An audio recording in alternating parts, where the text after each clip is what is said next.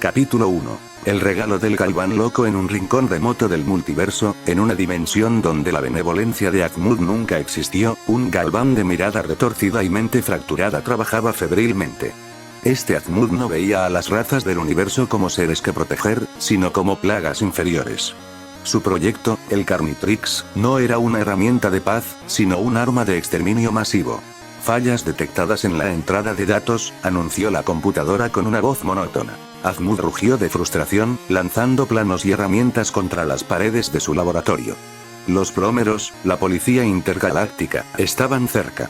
Sabía que vendrían a detener su obra maestra.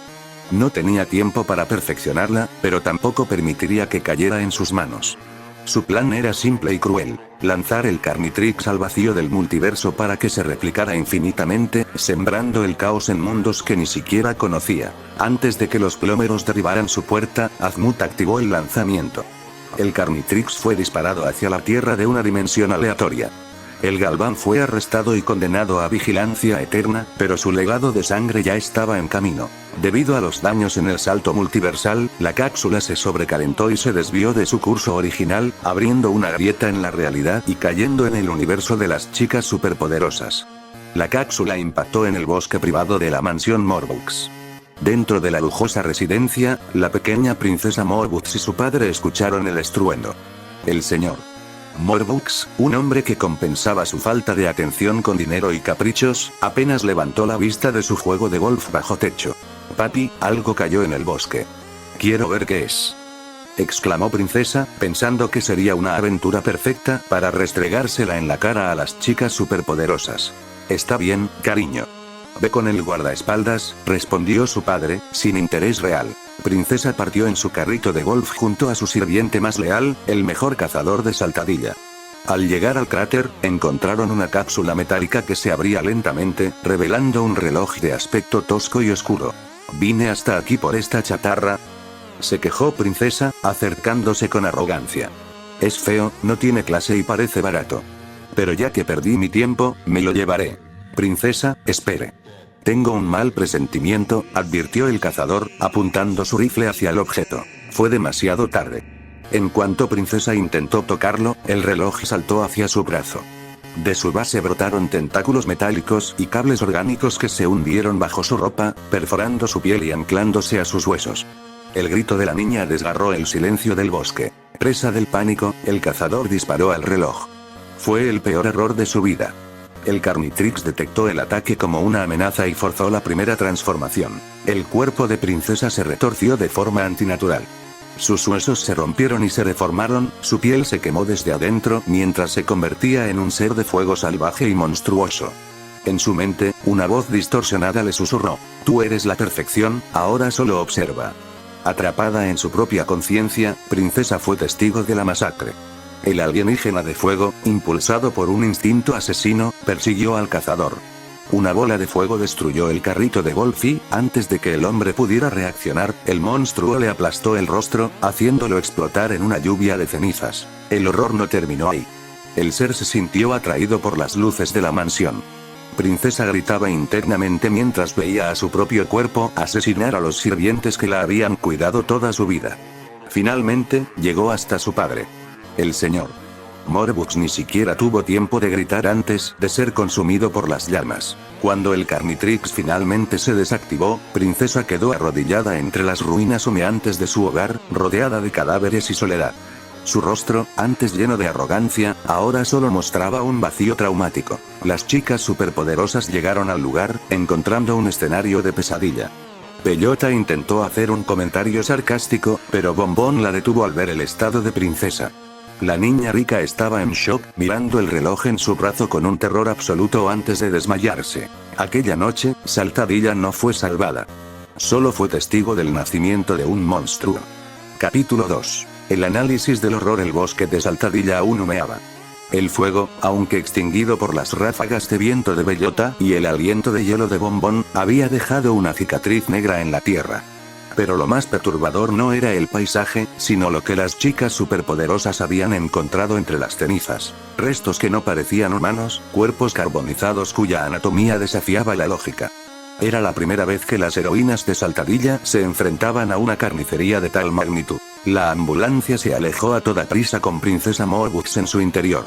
La niña rica, usualmente gritona y arrogante, estaba sumida en un silencio catatónico, con los ojos fijos en el extraño aparato metálico que se había fundido a su muñeca.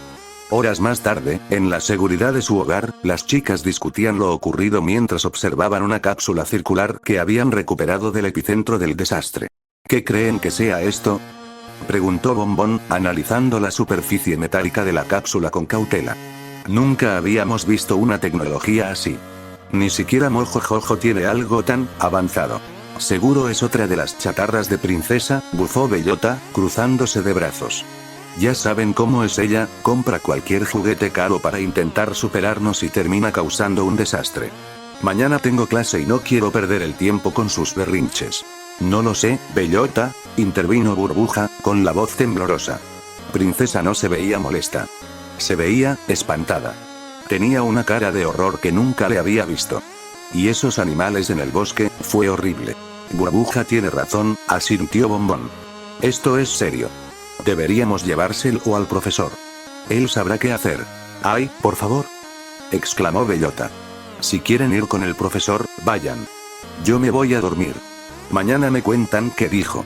En el laboratorio subterráneo, el profesor Utonio trabajaba hasta tarde, rodeado de matraces y monitores, hasta que el sonido de unos pasos rápidos lo sacó de su concentración.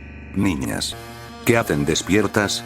Deberían estar durmiendo, dijo el profesor, ajustándose las gafas.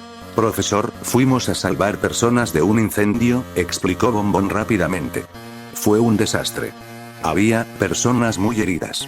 Pero relativamente todo salió bien en cuanto a rescatar a los sobrevivientes. Fue un desastre total, profesor, añadió Burbuja, bajando la mirada. Animales muertos, árboles quemados, todo era horrible. Bombón miró a Burbuja con una pizca de molestia por ser tan directa con los detalles escabrosos, pero continuó. Encontramos esta especie de cápsula. Supongo que esto fue lo que causó el desastre. Al principio pensé que era de Mojojojo, o que Princesa estaba aliada con él. Ella tenía mucho miedo. Interrumpió Burbuja rápidamente. Tenía una cara de horror, profesor. Estoy muy preocupada por ella. Es verdad, confirmó Bombón. Tengo la teoría de que una de sus armas salió de control y creó este desastre. Pensamos que esta cápsula era el arma. El profesor sonrió tranquilamente para calmar a sus hijas. Bueno, vamos a investigar qué pasó. Ustedes pueden irse a descansar si quieren. Las niñas se retiraron, pero el profesor permaneció frente a la pantalla. La computadora del laboratorio empezó a procesar los datos de la cápsula, arrojando resultados que hicieron que el color desapareciera del rostro de Utonio. Proyecto. Nave multiversal estado. Daños críticos por sobrecalentamiento, carga detectada. Proyecto Carnitrix advertencia. Salto multiversal impredecible, daño en copias multiversales. El profesor leyó las especificaciones del dispositivo con creciente horror. Descripción. Sistema de reestructuración de ADM para exterminio. Nota. El proyecto no debe usarse. Causa dolor extremo al portador. Función secundaria. El Carnitrix cura al usuario del daño físico en caso de usarse para que la transformación continúe. Protocolo de defensa. En caso de ser superado, puede invocar al alienígena más fuerte. ¿Quién podría diseñar algo tan genial pero tan aterrador?, susurró el profesor, impresionado por la ingeniería pero horrorizado por la falta de ética. Si no fuera por los fallos evidentes, esto sería la tecnología más avanzada del multiverso. Pero es un arma de puro dolor. De pronto, una idea cruzó su mente. Si la cápsula estaba vacía, alguien ya tenía el Carnitrix. Bombón dijo que Princesa estaba allí. El profesor palideció.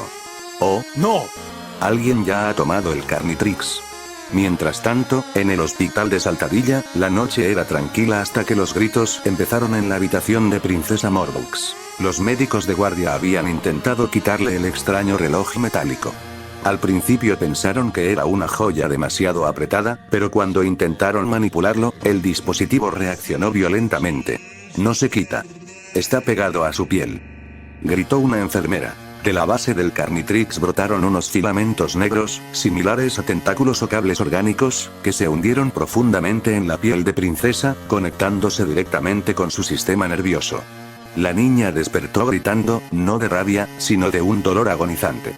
El reloj no solo estaba en su muñeca, estaba reclamando su cuerpo. El Carnitrix emitió un brillo rojo intermitente, iluminando la habitación del hospital con un tono sangriento.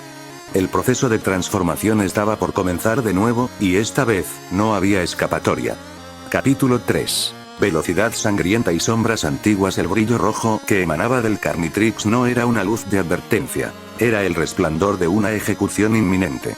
En la habitación del hospital, el aire se volvió denso y metálico. Princesa Morbux ni siquiera tuvo tiempo de gritar antes de que su cuerpo comenzara a romperse de nuevo. El sonido de los huesos fracturándose fue opacado por el siseo de la carne estirándose hasta el límite. De la pequeña figura de la niña emergió una abominación azulada, una versión deforme y grotesca de un velociraptor. Sus extremidades eran demasiado largas, sus garras goteaban un fluido viscoso y su rostro era una máscara de agonía y ferocidad. El Carnitrix había invocado a la versión más letal de un Kineceleran, un ser diseñado no para correr, sino para cazar. Los médicos y enfermeras, que segundos antes intentaban ayudar, se quedaron paralizados por un instante que les costó la vida.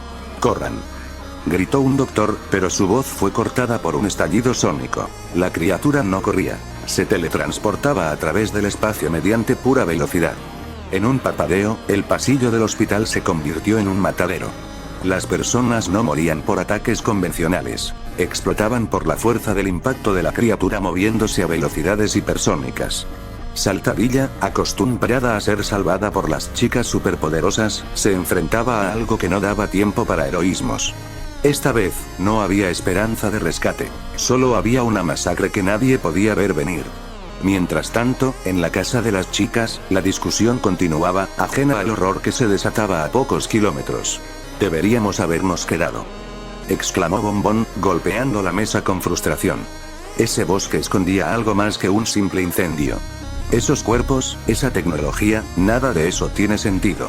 Bombón, estuvimos allí por horas, respondió Bellota, cruzándose de brazos con fastidio. Exploramos cada rincón y lo único que encontramos fue ceniza, cadáveres y a Princesa llorando.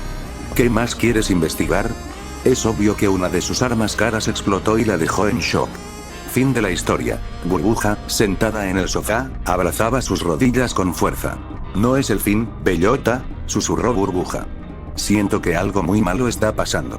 Princesa no estaba fingiendo. Desde las sombras de una dimensión teñida de rojo, un par de ojos amarillos observaban todo con una sonrisa que destilaba maldad pura.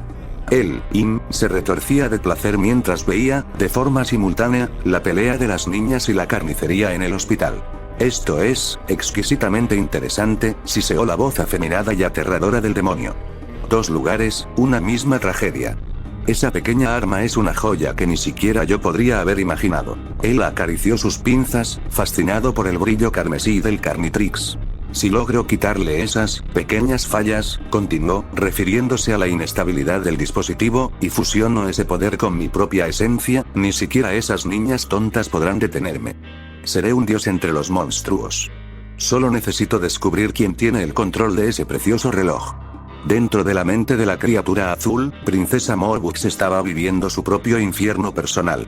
Estaba atrapada en un rincón oscuro de su conciencia, viendo a través de los ojos del monstruo cómo destrozaba vidas humanas. Amenazas detectadas, eliminar, repetía la voz fría y mecánica del Carnitrix en su cabeza. Pero entre el ruido de la carnicería, Princesa escuchó algo que la rompió por completo.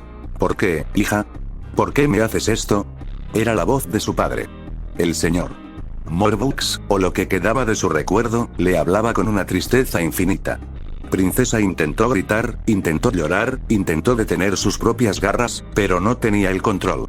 Era una pasajera en un vehículo de muerte. Papi, no. Yo no quiero.